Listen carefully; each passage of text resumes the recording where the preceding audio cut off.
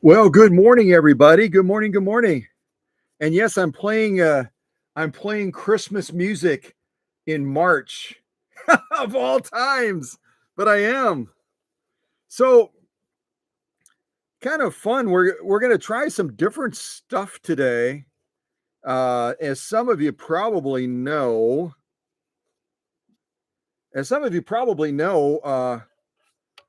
Schmetz Needles recently started following Cow Country on Facebook and on YouTube.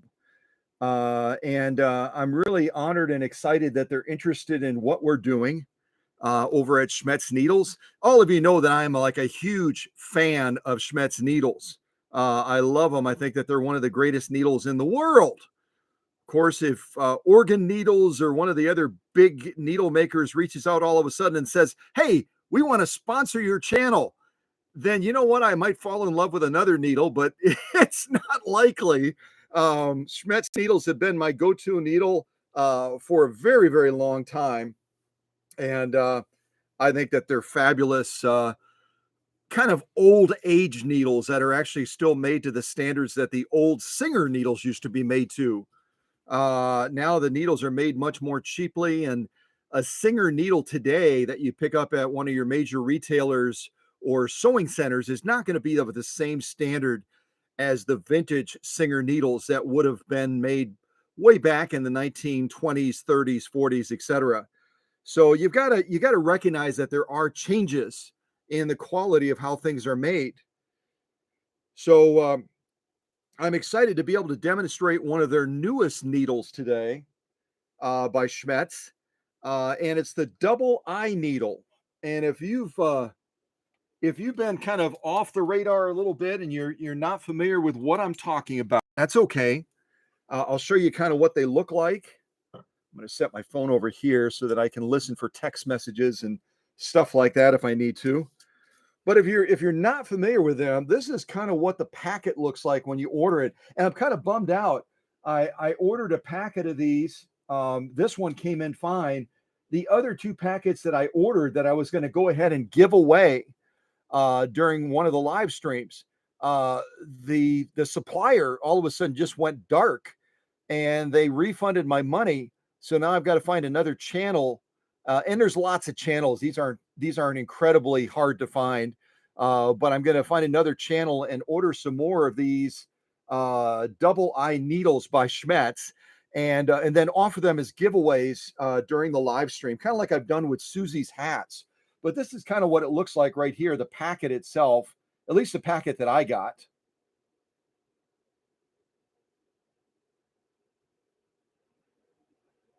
And you can see readily it's a size 80-12. And the needle that I most commonly use during live streams is a 90-14. So these needles are a little bit on the smaller side than the ones that I typically use. But this is what they're offering right now, at least most readily. They're probably going to offer other sizes eventually, but right now they're focused on these as kind of an embroidery tool for those that are doing free motion quilting and other applications like that. And you know what? We'll see how they do. We'll see how they do. I know that when I first posted this on Facebook, a lot of people had not heard about these yet. A lot of people were not familiar with this double eye needle by Schmetz. And a couple people were, though, and they posted some samples of what they sewed with these double eye needles. And I'll tell you one thing, it didn't look that great. It looked kind of muddied. It looked kind of undefined. It did not have a wow, hey, that's gorgeous type look.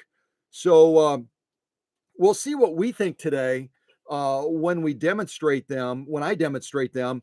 And I'm going to demonstrate them in kind of a unique way, although it's not the first time I've done this. Recently, I did it for the very first time. I went to the Dollar Tree, and I'll actually show you one that's not opened. I think I have one that's not open. I actually went to the Dollar Tree here in Oconto, and a couple of the folks at the Dollar Tree in Oconto follow me on YouTube and on Facebook. And so a quick shout out to Amy and to Sierra and to Christine. Those are three of the gals that work at the Dollar Tree here in Oconto. They do a fabulous job. Oh my gosh. When they get a truckload of stuff in, I mean, it would be enough to bury a person. And yet they find a way of taking care of customers up front and also getting all this stuff tucked away on the shelves so that all of us that want to buy it can go ahead and buy it. But this is one of the items that they offer. If you've not been to your Dollar Tree or you've never been to a Dollar Tree, they sell these little canvases, and they're pre-packaged like this. They're already framed, so they're suitable for putting up on the wall. And my thought was, especially on these darker, dreary days where we've got rainy weather and maybe grandma or grandpa are stuck inside with the kiddos, this would be a great project to sit down with one of your grandchildren or one of your kids or one of your neighbor's kids or whoever, and be able to do some stitching on this so that you could then hang it up in your sewing room as a remembrance of that special time that you spent with that little kiddo in trying to get them excited about vintage sewing machines. I just think that they're perfect because right after you get done stitching it, you can right away put it up on the wall as a kudos and as a recognition of that little one trying sewing. And who knows, maybe that would be enough to inspire them and get them excited about doing more sewing with you, because that's really what we need, isn't it? I recently posted a happy birthday to Lisa, and Lisa is the daughter of Bill, who's out of Minnesota. Bill is a Mesa Group as far as the YouTube designation on the live chat, blah blah blah. So yeah, if you see Mesa Group, you'll have to ask them, hey, how was Lisa's birthday? And how did that turn out? Because I posted a picture of Lisa, Bill's daughter, with one of the hats that Susie made, and we sent it to her. Coincidentally, it arrived just a day before her birthday. So it was almost like we had a crystal ball and we knew that it was Lisa's birthday. And Susie and I collaborated and got this shuffled off real quick to Minnesota so that Lisa would be able to put it on and take a selfie and then send it so we could share it on Facebook. If you don't do Facebook or haven't seen that shot of Lisa yet, check it out. Beautiful young lady and beautifully modeling that lovely hat that Susie from Minnesota made, along with all the other hats she made and sent to the workshop for us. But anyway, back to this. What I thought I would try to do today, and I was talking with Emma late last night, early this morning, and I said, I don't know how this is going to turn out. This might be a total fail because I didn't try it off camera. But what I'm gonna try to do is I'm gonna take some of this multicolored embroidery thread. I think this stuff is really pretty. It's by Coates and Clark, and it almost looks like I don't know how you would describe it, but it's just a collage of different colors intermingled into the thread. And it's specifically designed for embroidery type work and maybe some fun free motion quilting. But what I did is I wound a bobbin. I wound a bobbin with this stuff. And so I've got this in the bobbin right now. Again, it's a Coates and Clark multicolored embroidery thread. I have no idea what the weight is. The weight's probably going to be around 30 to 40 weight, but I'm only guessing. And I've got this in the bobbin. So when we sew this frame that I got from the Dollar Tree, those beautiful colors will pop up on the front of the canvas.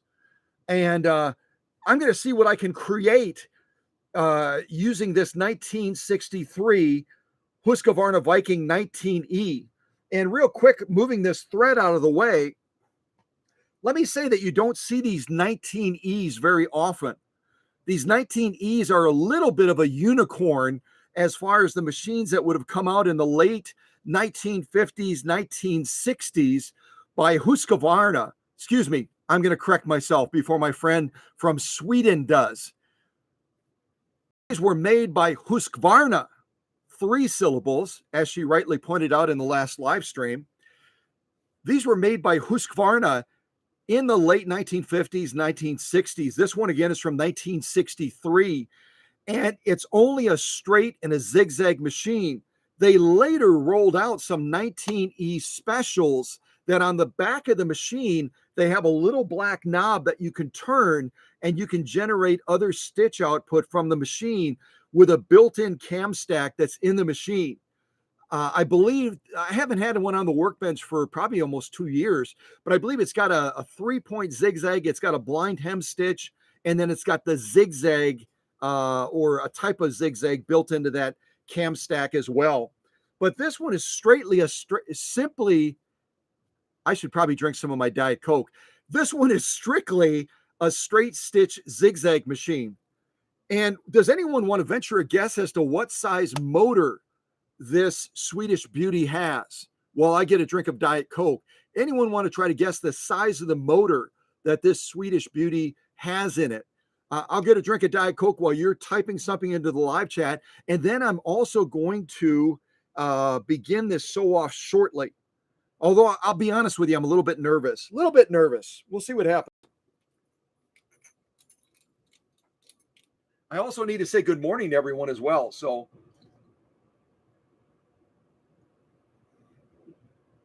and to any young folks watching right now, let me just say that Diet Coke is not the breakfast of champions. So I'm setting a bad example right now. If grandma or grandpa or your mom or dad is saying right now, honey, don't drink soda like Scott does in the morning, listen to them.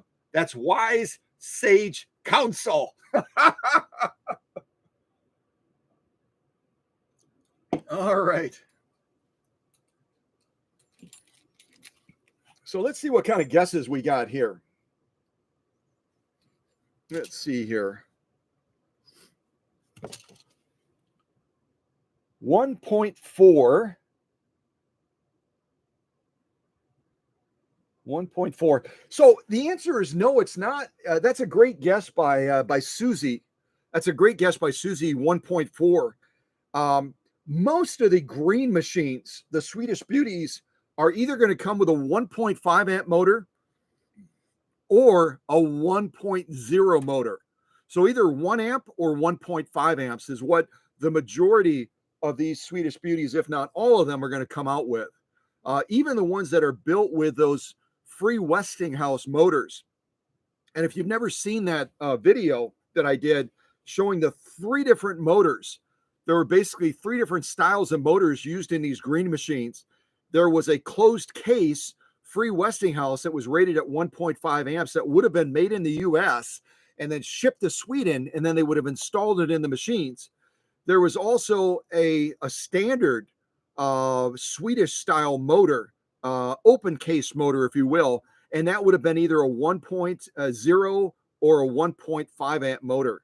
Those are really the 3 primary types of motors that Husqvarna made for their green machines that started in the 1940s with the Class 20 and then went all the way into the 1960s with the Class 21 style machines.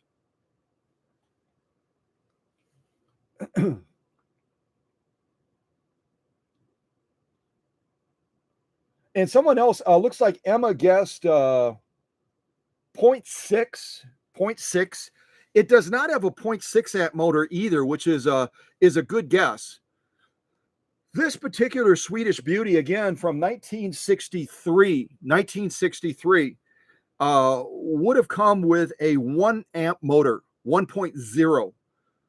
But as I've said in other live streams and before that videos, once I take a machine through my process, on the Swedish Beauties, it takes about 14 hours on the workbench. And I take it through about 140 steps from bobbin to balance wheel, 140 steps. On this one, if you look at the Facebook shots, and many of you already have, if you look at the Facebook shots, you'll see about 400 process pictures that I took this particular machine through. And I am like way behind in announcing who the owner of this machine is. The owner of this machine is Michelle Streck. Michelle Streck, and she's from Wisconsin. And Michelle Streck was referred by Joanne's out of Marinette, Wisconsin, to the workshop with this machine. She bought this machine from a local person, and the local person had enough honesty to say, I don't know a thing about these machines. I don't know anything about sewing machines. I don't know if it's good. I don't know if it's bad. I don't know if it's going to burst into flames when you fire it up, but I want this amount for it. And then because there was an issue with the upper tension, and if you look at those Facebook shots I posted, someone had taken this apart and they reassembled it wrong. And then because it wouldn't stay together, they used like a thread lock glue to fuse this together. So I had to heat it up to about 400 degrees in order to break that thread lock free. Thank goodness it wasn't the red stuff. It was the blue stuff that dries white. If it was the red stuff, I would have had to have heated this to about 800 to 1,000 degrees using my little torch. And some of you have seen me use this before in live streams and videos. It's a wonderful little torch. And I use this in a number of different applications. As a matter of fact, because Emma's been with me for a while, and she's shown me so many kindnesses. She sends me leather. She sends me other goodies like that. Matter of fact, she just sent me another bag of rough cut pieces of leather that I can use for sew offs on machines like this. I sent her a torch, and it happened to arrive to her. This torch I sent to her, which is very close to the one that I just showed you, arrived just about the time that Florida was getting hit by that horrible hurricane, And she actually used it to cook a couple of things. So if you didn't know that this could save your life, along with being a great tool to apply carefully to the sewing machine, you could actually heat stuff that comes out of a can with it too. And that's what Emma did. So I thought that was kind of cool. I didn't expect that to happen, but you know what? It worked out perfectly. But yeah, I got another big bag of leather scraps from Emma. Apparently there's a place down in Florida that does leather work, and they get all these scraps and then they bag it up. And then she goes in and grabs a bag for me periodically so I can use it for sew-offs like these. This is saddle grade leather I did off camera on this 1963 19E. And as you can see, hold my hand like that, then you can see probably. There it is.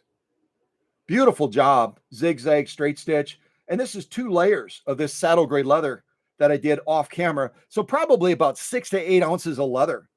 And again, these Swedish beauties, they're not just beautiful, they're not just sexy, they're also ridiculously strong, especially after I tear down a motor like I do as part of my service regimen on these machines when they come into the workshop. That motor has every ounce of that 1 amp power that this 1963 is equipped with.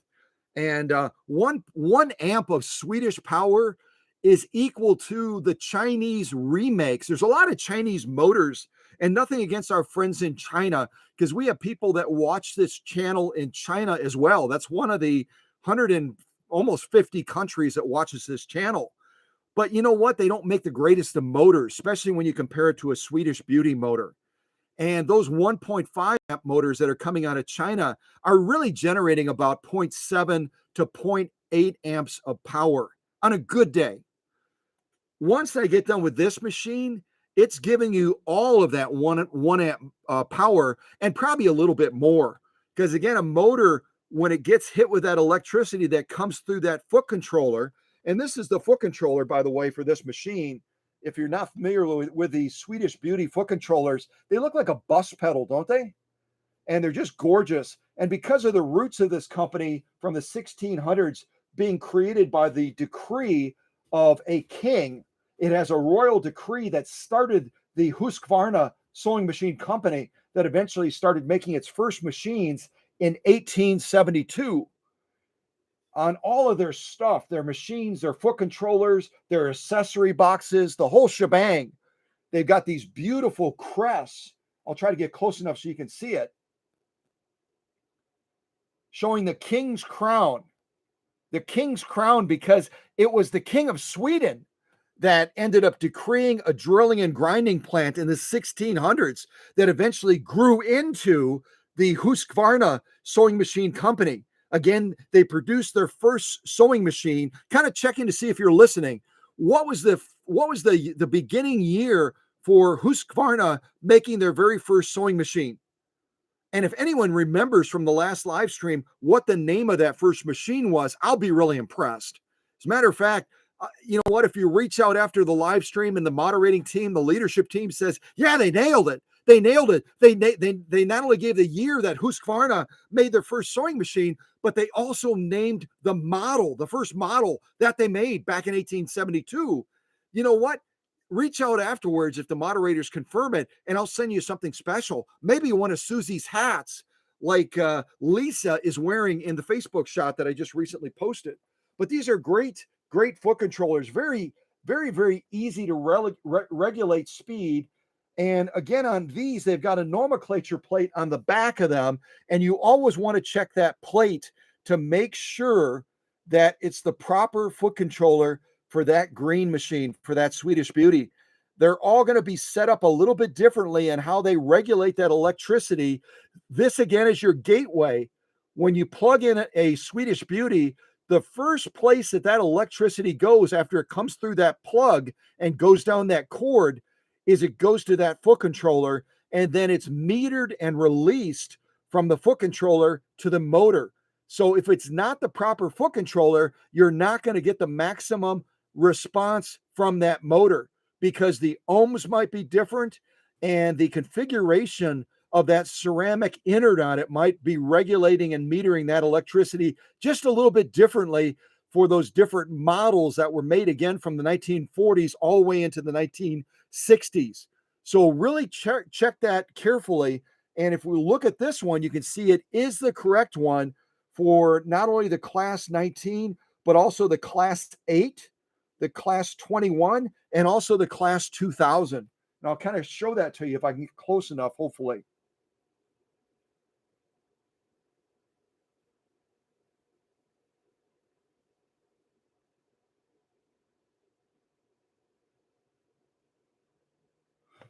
So hopefully you're able to see that. And that way, if you get a Swedish Beauty, just double check that you've got the right foot controller.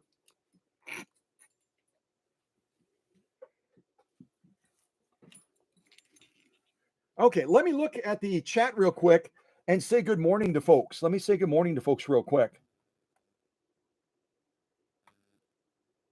I'm going to scroll all the way up so I get, hopefully, an opportunity to say hello to everyone. So good morning to Emma. Emma, thanks again for recently sending me that bag of leather scraps. I'm definitely going to put it into use. And good morning to Aaron Allen. Good morning to Renee as well. Good morning to Alcos. Good morning to Marie Matson. Good morning to Susie. And Susie sent me something as well that I'm going to share with you before we really jump into this live stream. And I want to get your input on what she created, which is fabulous as a way to document that a machine has been in the workshop and has gotten that special dose of workshop magic. It's basically going to be a card or a card certificate that Susie created. And I think she did a brilliant job with it. There's a lot of different versions of it, and maybe you can give input on which one you think would be best when a machine like this comes in the workshop, that I could fill out one of these cards that Susie from Minnesota made and then send it back with the machine. Because anyone that looks at the YouTube channel or has been following me or knows about the work that I do, if they know that that machine that they're looking to purchase from that owner went through the workshop, it's going to immediately add a considerable amount of value to that machine. And that was Susie's thinking as well. Is number one, it's just a great way to document it and to celebrate it. And also, if that owner or the family of that owner, once they pass away, ever decides they want to sell that machine, that certificate's going to be a big deal for anyone that knows anything about anything when it comes to vintage sewing machines and the world-renowned reputation that I have for servicing machines and getting them to the peak of their performance. So really a huge shout out and a thank you to Susie for creating those. I thought that they were super cool, super innovative, and I'll get your input from the audience as well on what you all think of them. Okay, who else? Good morning to Candido as well. Good morning to Candido.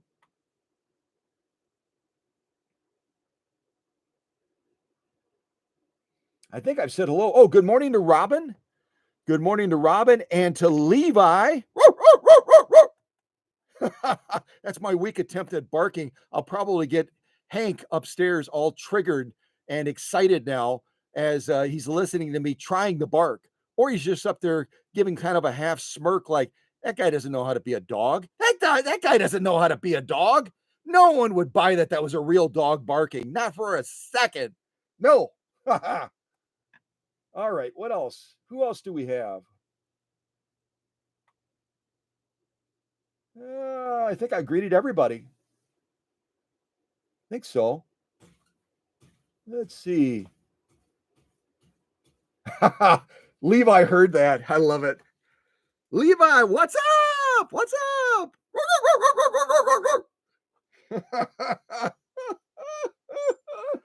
Oh, what is life without fun? You know what I mean? What is life without fun? You got to have fun. You got to have fun. So let me do this real quick. Number one, before I show you Susie's super cool work, some of you know that I've been battling these sewing shears for a while. These aren't the best sewing shear in the world. They're not the best scissors in the world, but I've used them faithfully. But you know, when I cut things to get ready for a live stream like this, I sometimes have to cut them and then recut them because these things will like sew off. They'll tear the material. They'll sew crooked or sew crooked. They'll cut crooked is what I meant to say. I better drink some more Diet Coke. They'll cut crooked. They just don't do a great job. And this is a battle that I fight off camera. I should almost cut the stuff on camera. Then you can hear me going. Yeah, I say all kinds of creative, colorful things when I'm trying to cut those sew-offs to get them ready for these live streams because these shears just were not doing a great job. So lo and behold, on the YouTube channel, if you didn't know this, I allow different advertisers to promote their products and services on the Cow Country YouTube channel. And some of you are probably saying, yeah, we know it's annoying as heck. It's annoying. We're trying to watch one of your videos and these advertisers will either open up and delay us, or they'll disrupt the flow of the video or the live stream or whatever with these commercials. But you know what? It provides extra revenue, not a lot, but provides a little bit of extra revenue for me so that I can do more things with the business. So I do allow them to do that. And one of the ones that popped up recently, and not being real smart on different types of sewing scissors or shears, whatever they're called. I'd never heard of this company before, but when I heard that they were European based and specifically made their product, at least they say they made their product in Germany, I thought, okay, you have my attention. So I let the whole commercial play, and then I ended up ordering a pair of these shears through my own channel, through our Cow Country channel, and I just got them. I'm going to show them to you and see if you've ever seen these before.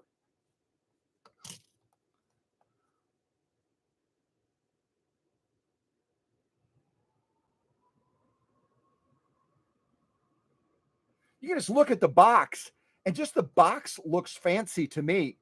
The box is saying like, whoa, these are like Cadillac scissors. These are like premier scissors.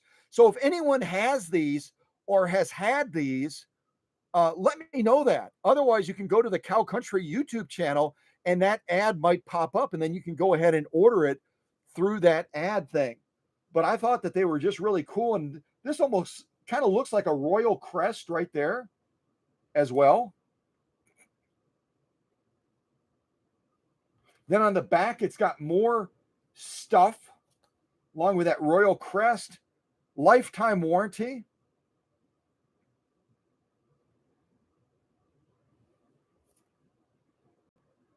All kinds of blah, blah, blah over here.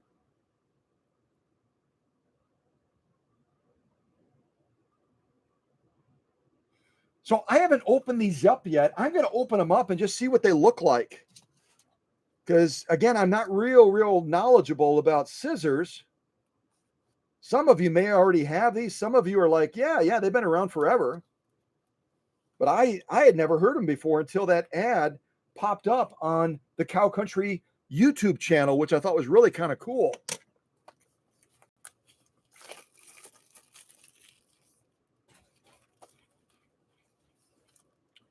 Okay, what's the secret?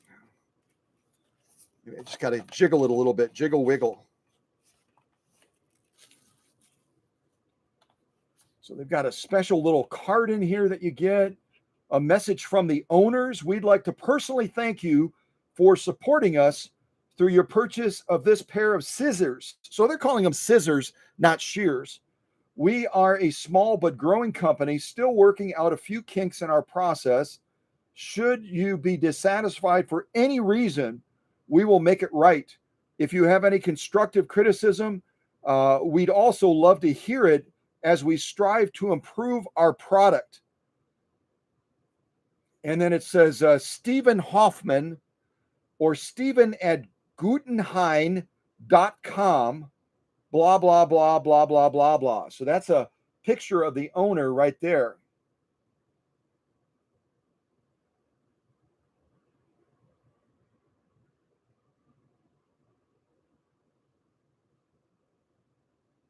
Yeah, cool. And these are the scissors right here. They look like they're pretty hardcore. Holy mackerel, that's got some meat on it. Special little tag here, which I'll probably take off. If anyone wants this tag just for fun, let me know. I'll mail it to you. Special little Guggenheim tag right there as well.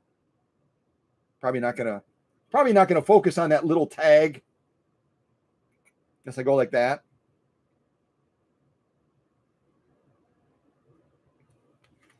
But these feel really meaty. I'll look at the live chat to see if anyone has used these before. Oh, and they actually have like an oil. They've got like an oil on them to keep them from rusting, I would assume. Actually smells like almost smells like my pink grease. It's got a little bit of a vanilla smell to it. But yeah, I haven't tried these yet. I should try them real quick. Let's see here. What do I have that I could cut? Here, I got some of this saddle grade leather that I was planning on sewing during the live stream. I was going to try to cut it on this little edge right here. Oh my goodness. Wow. Holy mackerel. It's like a hot knife through butter. It's like a hot knife through butter compared to my other scissors. Oh my, I can't even believe that I just cut through that. That's crazy. These I don't know how well they're going to last, but they have a lifetime warranty. These will be fun to try out. And I'll probably be a little bit less frustrated off camera before live streams because I won't have to cut material 3 or 4 times with these scissors compared to these. Yeah, nice scissors. Wow. Holy mackerel. Okay, I'm going to put them back in the box for right now, along with a special little card from the owners. And it's not likely, but I know that when I used to be in advertising about 1,000,000 years ago, that I would sometimes watch the channels that had our ads on them. I sometimes would watch the channels that had our ads on them. And so if Guggenheim happens to somehow see this live stream and I'm talking about their scissors, my initial impression is, wow, these are really, really nice scissors. These are like a new level of scissors compared to what I've been using. So I'm kind of excited to give them a go, and I'll be using them quite a bit, not in the box, of course, but I'll be using them quite a bit to prepare for live streams like this to cut all my sew-off materials, including the leather. And I don't know if it's good or bad to cut leather with these scissors. Maybe I can reach out to Mark. I think it was Mark, his name that was in there, and ask Mark if I can cut leather with him. I've already done it though, so you can't undo it. I've already cut leather with them. So if I wasn't supposed to, oops. But yeah, great scissors. Great scissors. Wow. Okay.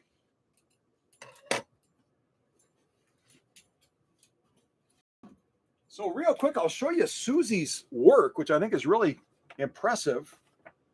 I got to get that oil off my fingers now from those scissors. Get all that oil off my fingers. So Susie, let's see. Oh, those are the envelopes. That's right. Okay. So Susie wrote a beautiful note here. I'm not going to read the whole note to you, but she just basically said, I hope I'm not overstepping boundaries. I kind of came up with this thought idea. We had talked about it a while back, etc. And then she took on my business card, I have this little sewing machine that looks like it's in, it just came out of surgery. It has like a little bandage wrapped around it. You can kind of see it, the watermark right there.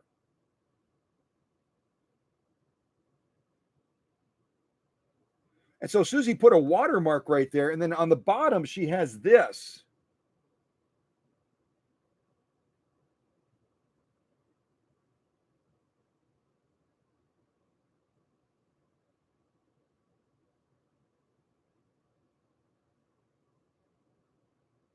And I don't know how fast people read, so I'm holding it there probably longer than I have to. Everyone reads at a different pace, you know? But this is one of the versions that Susie came up with, and she has a couple of other ones as well. Here's another one that's kind of framed out. Just show that to you. The watermark is the same, but it's kind of just framed out a little bit differently.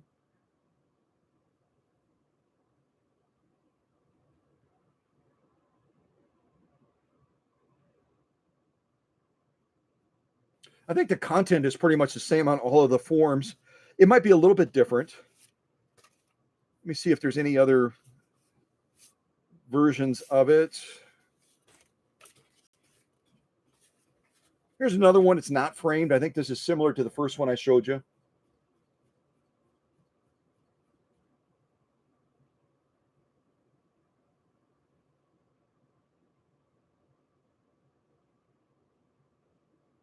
But these are heavy cardstock. These are a heavy cardstock, and I think it's a really a kind of a neat idea, because people come to me, and people will ship machines from as far away as Austria, Australia, the UK, I mean all over the place, Canada, and it's because of the difference, the workshop magic. So Susie's come up with an idea that documents that, and I think it'll be kind of fun. Here's a different one. It's got like the instead of the watermark up here, it's got kind of a watermark down here. It's a little bit different style.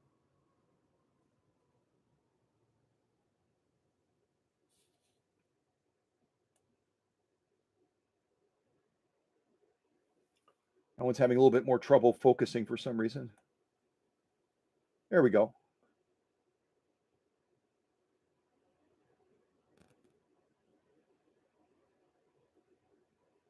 So I don't know if anyone, and I don't have any rank order for these, but if anyone has any input, because I know Susie's in the live stream, and she's the creator of these really cool authentication, documentation, blah blah blahs.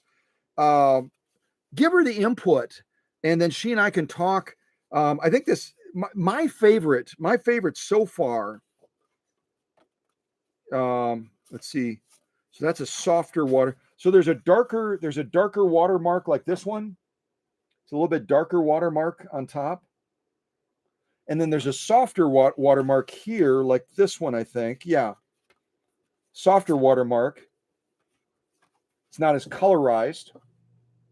Kind of hard to see, I know. There it is. You know, my preference so far, and it may change. My preference is I like the one that has the darker watermark. This one here. And I like the one that's framed. I think the one that's framed is kind of cool. But you know what? I'm open to ideas. And I'm guessing Susie is open to ideas as well as far as these. And she and I will have more discussion about these. But I think it's a great idea. And it makes sense, doesn't it? It makes sense that people shouldn't be able to, because here's what happened recently. Let me ramble and also rant. I'll ramble and rant for a little bit. It's probably been, oh my gosh, it's probably been 3 or 4 months ago at least, maybe 5 months ago. 5 months ago, I get a call in the morning. I'm down in the workshop. I'm starting on a project, and I get a call from some lady down near Appleton. Now, if you don't know Wisconsin, Appleton is where I go, the direction I go to the paint shop when I do my paint shop magic on different sewing machines. It's about 60 miles south of Oconto. So this lady calls me from Appleton, and she says, I'm out at an antique mall right now in Appleton. I said, great, that sounds like fun. And she says, I'm looking at one of your machines. I'm looking at one of your machines right now, and it looks gorgeous. What can you tell me about it? I said, nothing. She said, what? You're like an expert. You can't tell me about your own machine? I said, because it's not my machine. I said, someone from what you shared has gotten my business cards or replicated my business cards, and they're putting my business cards with their sewing machines to add credibility and to sell them at a higher price, but those are not my machines.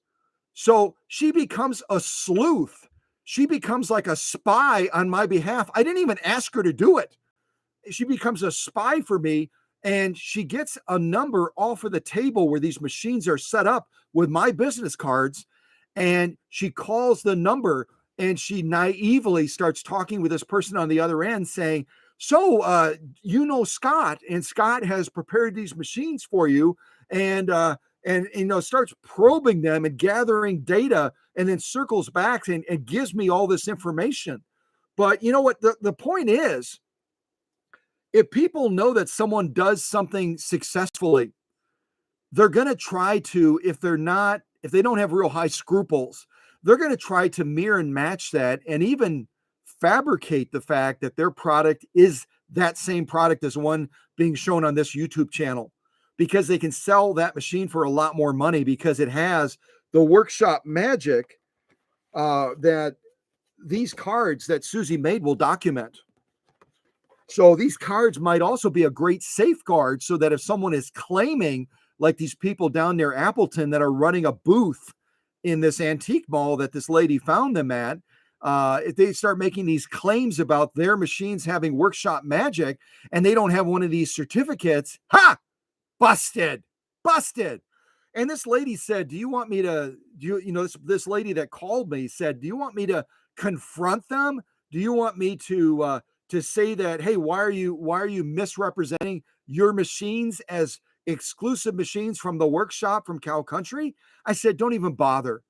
I said, them mimicking this is actually a great compliment.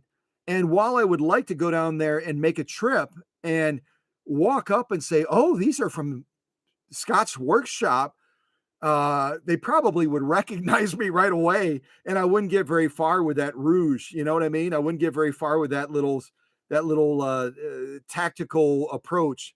But it happens. So these will be kind of fun to implement, and there'll be another layer of authenticating that a machine has in fact gone through the workshop magic.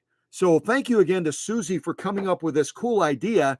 And she and I can talk, afterwards. And I'm not looking at the live chat. So see what kind of input people had on the different styles, and maybe additional ideas, maybe additional information that should go on these certificate type cards. So anyway, I'll set these to the side, and there'll be more news on that soon enough. Okay. Oh, I didn't even realize it had a little covering too on the. I got to put this back with those fancy scissors to protect the blades. Oh, yes. Okay. So let's finally see what happens with this sew off on this framed canvas. And again, my setup for this sew off is going to be my sew off setup. It's kind of fun to say, isn't it? My sewing setup, my sew off setup is going to be these Schmetz double eye needles, size 80-12. Down in the bobbin, I have this multicolored Coats & Clark embroidery thread. Again, I really don't know what weight it is. It's probably going to be around 30 to 40 weight. And up top, let's see if I can get over here carefully. Up top, I've got two spools of dual duty XP Coats & Clark thread. Don't ask me why I have one facing up and one facing down. I guess I was thinking if I face them different directions, the thread is less likely to interact with the other thread as it's working its way through this thread guide with two threads, this thread guide, down through the tension discs. And the one thing you need to know as you're trying to use these double-eyed needles by Schmetz is that they're going to work better usually. They're going to work usually better if you've got an upper tension set up like this one on the green machine. Some people have just a single set of convex type discs. And when you have a single set of convex type discs in the upper tension, you've got to run that thread through the same tension disc area, and you're more likely to encounter problems with that thread feeding properly.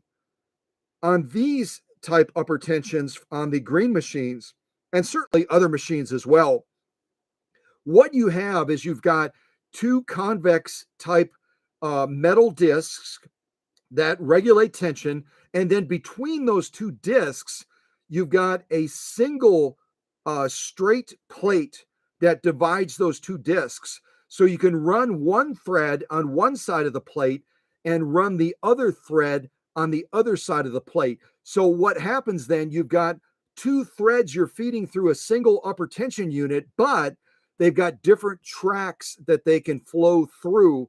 And so the flow and the feed of the thread generally is a little bit better with a setup like this that has those two convex discs and then that dividing plate in between, so you can split the threads on either side of that plate. This is the ideal setup. When you're trying to run them through the same convex discs, you're more likely to encounter feed issues. So just an FYI, if you're going to give these a fair chance, I would choose a machine that has a setup similar to this one, similar to this 1963 19E. Then you come around the bottom of these discs with these two threads. You come through this check spring or this take-up spring, run both threads over that check spring, and just kind of try to get them evenly laid in there. It's a little tricky. Come around this thread guide. Up here, you've got two holes to choose from.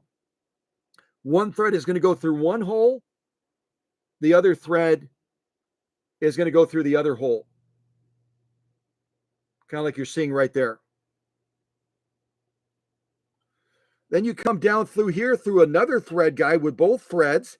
Another thread guide right here just above the needle for the other two threads going through there. And then finally you thread your double-eyed needle.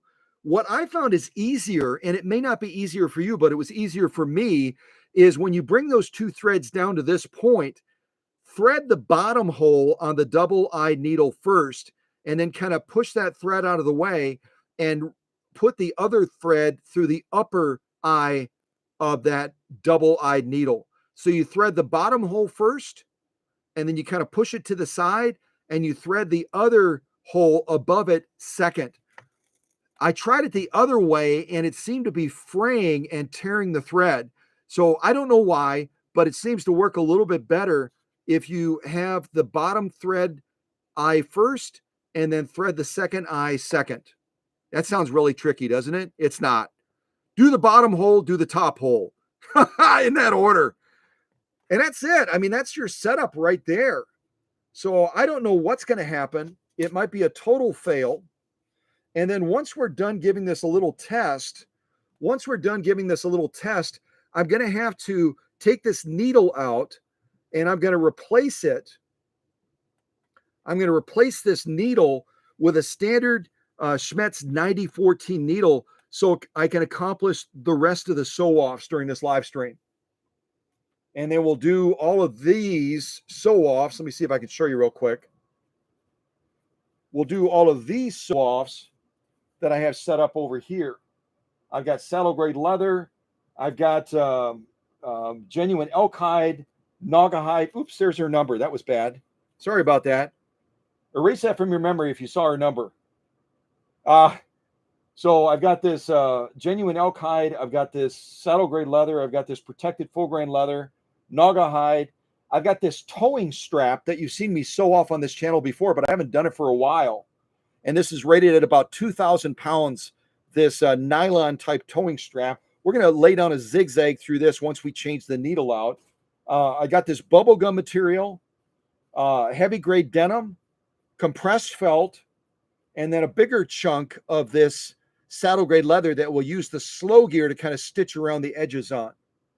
So, and if you're curious what's in this case right here, this is a machine that's going to be coming up soon for sale, and it's none other than a Singer 222K convertible. It's the featherweight convertible that's going to be coming up for sale soon in this case. And then I have another 222K that I'm preparing for Elaine from the great state of Georgia. I think it's Georgia. It's been a while. I believe it's Georgia. So, at any rate, all of that blah, blah, blah is to say we're going to have some fun with some other machines coming up soon enough. Okay, let me angle that down. I'm going to shut off my light here. I think that will help. Okay, and Michelle, sorry for having this tag with your information on it. I don't think anybody's going to call you. I hope they don't. So that should be fine. All right. So let's give this a go and see what happens. Don't you love that voice of confidence? Let's see what's going to happen. You never know, right? And again, the cautionary note for the people from Schmetz is if you're using these double eye needles, you should be really sewing at a slow rate. And the beauty of this Swedish Beauty is it has that slow gear already. So I'm going to be using the slow gear to just stitch around a little bit on this canvas, and we'll see what result we get. Again, I don't know. It might be muddied and nasty. It might be brilliant, but we'll give it a try. We are absolutely fearless on this channel, right? Absolutely fearless. All right, I'm going to get a drink of Diet Coke first. And then we'll give this a try. And I think that was a text message. Let's see what we have here. Oh, hello to Christina as well. Hello to Christina from, I believe, Brazil, right? Christina has been away in here a couple of times. But welcome to Christina from Brazil. Great to have you here. Okay, let me see what my text message is.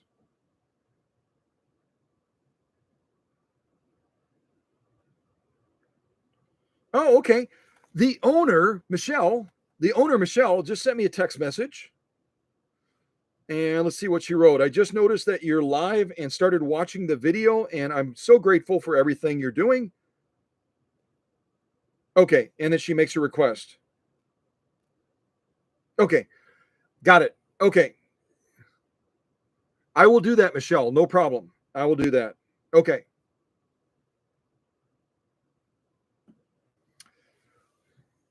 Okay, so let me give us a try. Again, I don't know what the result is going to be. Our setup, again, if you joined us a little bit late, is we are using the Schmetz double eye needle that has only been recently introduced by Schmetz. It's still kind of an unproven needle at this point. 8012. And again, when you're using something like this, you've got to look at the recommendations. You've got to look at the recommendations from the maker. And the maker says, keep your speed slow. Because with a double-eyed needle, you've got a hole over a hole, a top hole, a bottom hole. Like I said, when you're threading this, I would recommend threading the bottom hole first, push the thread to the side a little bit, then thread the upper hole second. But when you're working with a needle like this, for hook timing purposes, so that that hook has time to catch both threads, hopefully, you sew at a slower rate so that when that hook is coming around with this rotary hook system, it has a greater likelihood of grabbing that thread. The reality is, because of this design being different than the original twin needle sewing needles that had two different needle shanks side by side. And most of you are familiar with what twin needles look like. It's imagine two of these needles mounted so that they slide into that socket on the needle clamp, and they're going to be side by side when they're stitching. This is a totally different concept where you've got a hole over a hole. And so that the timing factor requires that you sew much slower. So I'm going to set the slow gear on Michelle's machine. And if you're not familiar with Swedish Beauties, the slow gear is right over here, and you grab the bobbin winding assembly and you pull it out like so. When you pull this out, Michelle had actually referred to this as a governor. And then you know what? That's not a bad way to describe it. But the Swedish people call it the slow gear because what it does when you pull this out is it takes the machine from full speed all the way down to 1/5.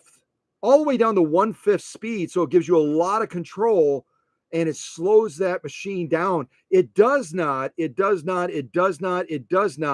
increase the power of the machine. This 1963 19E that belongs to Michelle is going to have 1 amp of power no matter what you do. Well, I shouldn't say that. That's not true. It's going to have, coming out of the workshop, it's going to have 1 amp of power or more. Other machines that haven't gone through my process are going to have less power than the 1 amp because it hasn't been optimized. But the point is, this does not, as some people claim and purport on the internet, this does not increase your power.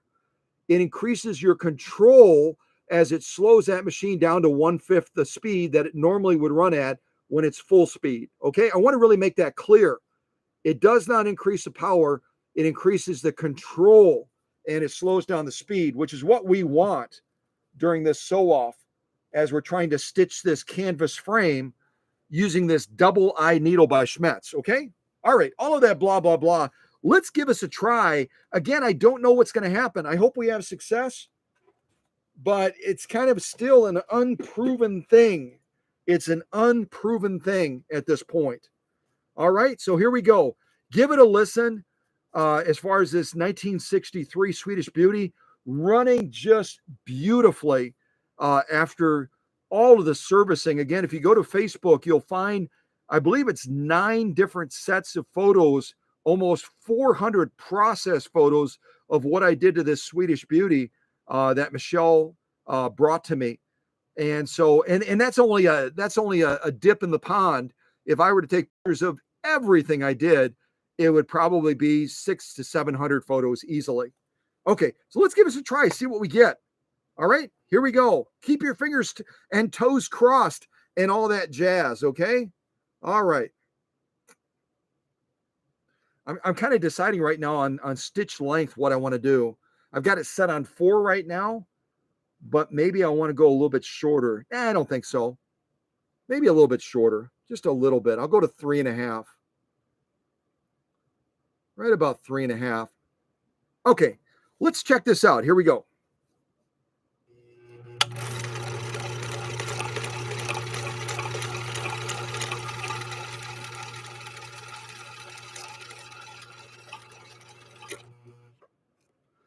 I think my thread just jammed.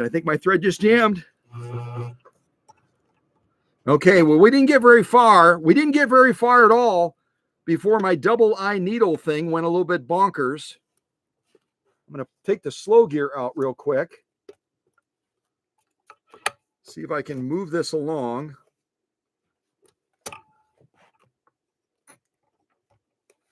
Yeah, we jammed up. And there's the risk, isn't it? There's the risk of trying something new. So I'm going to go ahead and take this frame out right now. I'm going to take this frame out and we'll see what stitching we were able to do with this setup that we have. Again, it's kind of a new process with this double eye needle, and I'm guessing that Schmetz will probably make some changes to it over time. All right, I'm going to get that out of the way, the presser foot attachment. Try to draw this past the needle very carefully. Yeah, we didn't get much of anything out of that. I'm going to pull this through. We got a couple of stitches on the other side, but it didn't turn out as I visualized it. It didn't turn out as I visualized it. And we actually had one of the threads from the double eyes that actually came out in the sewing process as we were trying to run it through there. So I'll goof around with this double eye needle a little bit more by Schmetz, but even using a setup like this with the 2 convex discs and the center dividing point, these needles are still trying to find their way. And it may be the fact that I'm using 2 different types of threads. I'm using a standard type thread up top, and I'm using an embroidery thread down below. But it could be still that the technology of this needle needs to be refined a little bit more. So let's transition. Again, that was a little bit of a bummer. You see a little bit of the stitching trying to present there on this side of the canvas, and some beautiful stitching with a double eye needle before it kind of locked up on us. But we'll try some more of this later. What I might try doing is sewing on this frame too with a non-double eye needle, and then we can see this colored thread kind of popping through a little bit. Well, we know now. We know now. Okay, so let me get one of these 9014 universal needles out. We'll replace that double eye needle with it. And I might use that, I might leave that embroidery thread in the machine for a little bit so we can maybe try something a little bit different with this machine.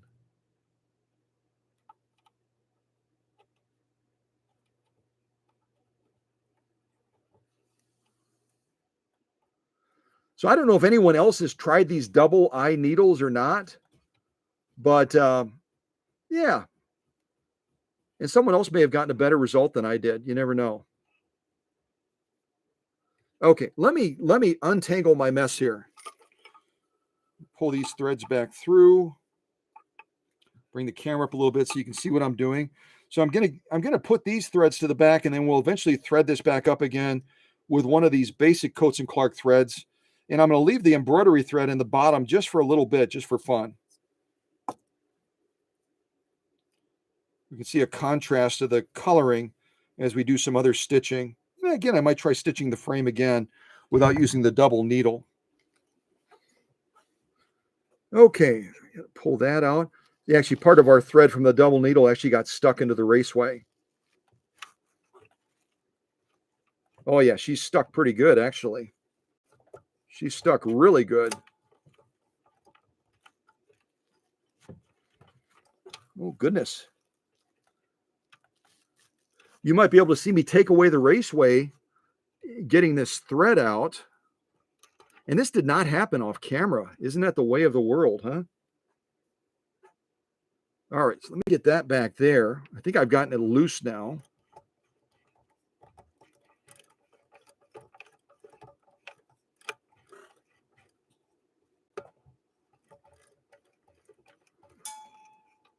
And that's, it's okay for you to see me have challenges like this, because that's the reality of a channel that doesn't do editing and stuff. You know what I mean?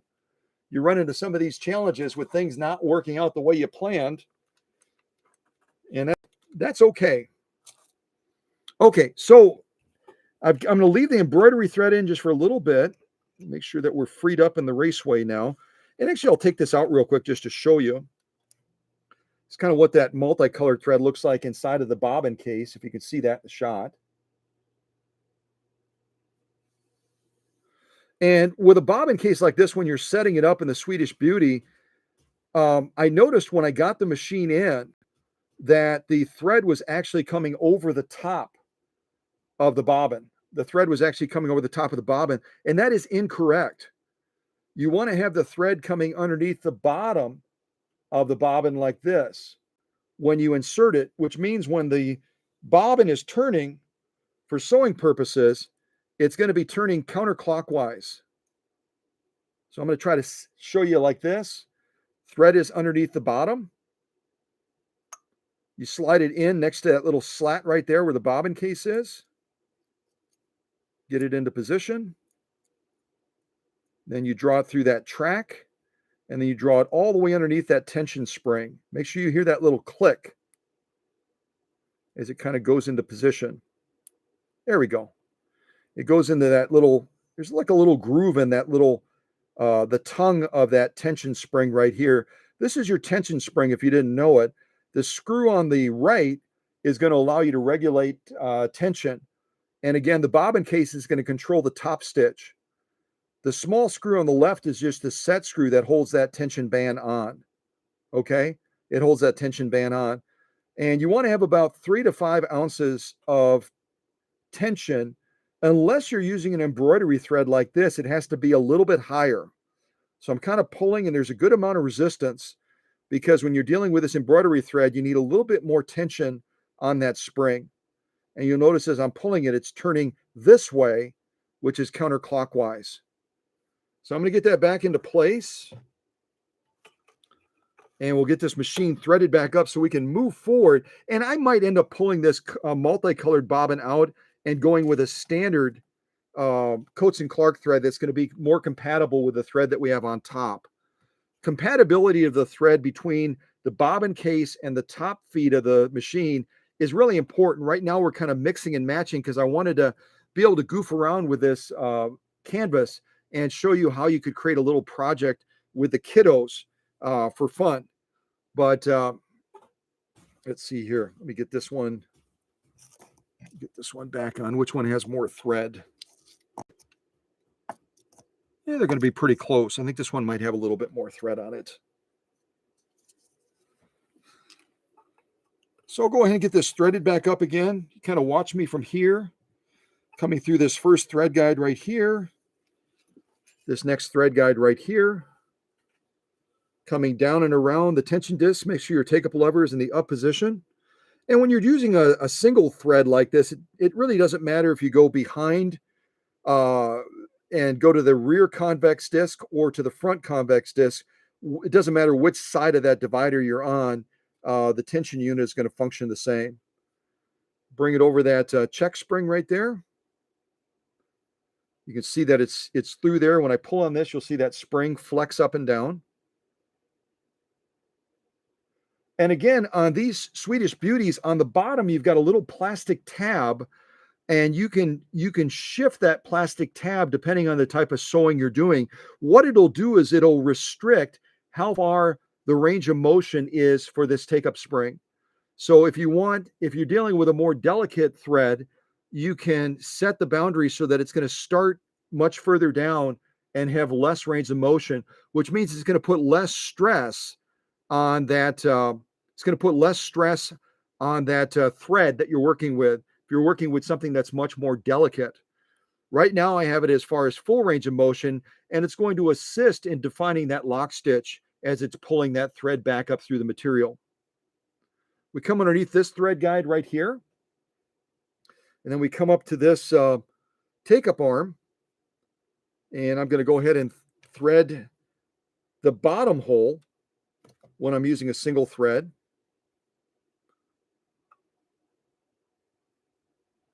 So I'm threading that bottom hole where before we had both of these holes threaded when we were using that double-eyed needle by Schmetz. Come through this thread guide right here.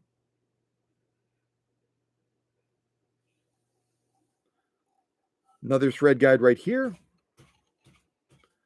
And then finally, we're going to thread this from front to back with the flat side of the needle in the rear. It's always fun threading when you're on camera, isn't it? And all of you that are watching this right now are saying, just a little bit to your left, Scott, a little bit to your left. Okay, you almost got it. A little bit to your left. A little bit to your left. Okay, so I got that threaded properly. Draw that through.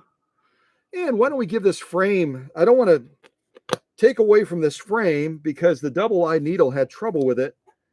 Let's see if we can stitch this one more time and lay down some stitching on this canvas frame. I'll just leave my old thread stuff on there. That's fine. Get this kind of in position, carefully underneath. Make sure your needle's at the highest position if you're going to try something like this with your kiddos. Get that back into position again.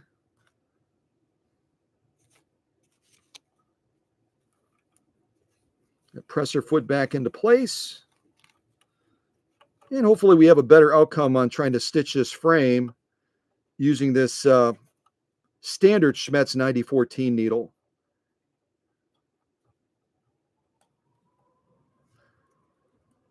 So again, just because of clearance, I take the presser foot off. The other option you could do on these Swedish Beauties, and I didn't do it, and I don't know why I didn't do it. But the other option is you could take the upper tension out completely by opening the faceplate here and hitting this release right here. It's got little teeth pointing out. You hit this release right here, it'll allow you to push that presser foot up higher without taking the presser foot attachment off. I should have done that. That would make it a lot easier. You push this like this, and now I could have taken this presser foot and pushed it out of range. See that?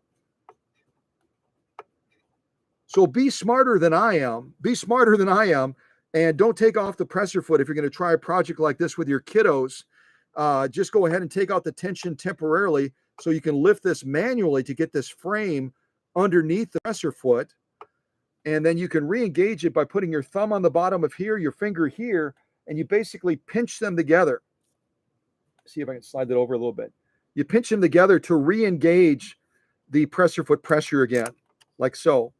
You saw that that locked in place. This is down right now, so there's no pressure foot pressure right now.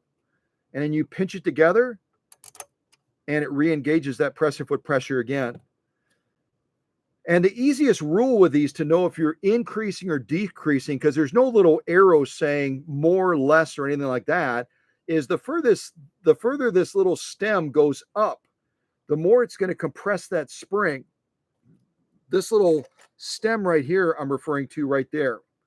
The further this is up above that threshold, the more pressure foot pressure you're going to have, and the more it's going to push down to maintain that pressure on the material you're sewing. Bring this thread to the rear. And again, I hope we have a better outcome this time. Maybe it just doesn't like canvas, those double-eyed needles. All right, so I'm going to close this again now. And the one thing I didn't do, and I realize I didn't do it now, you tell that I'm a little bit distracted.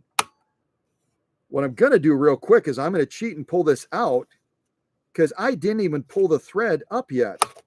Hold on a second. We've got to pull this embroidery thread up, Scott. Pull that embroidery thread up.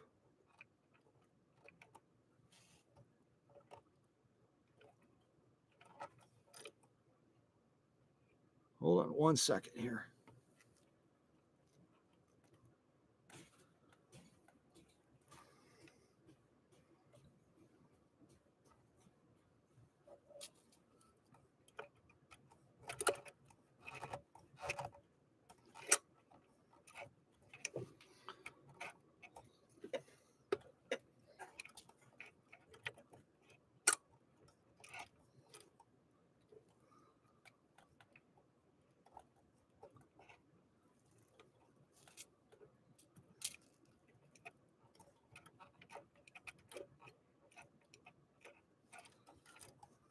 One second here.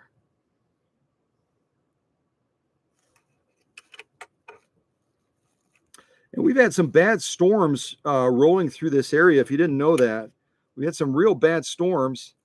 And the result of that is we have been losing some internet as we've been battling these storms.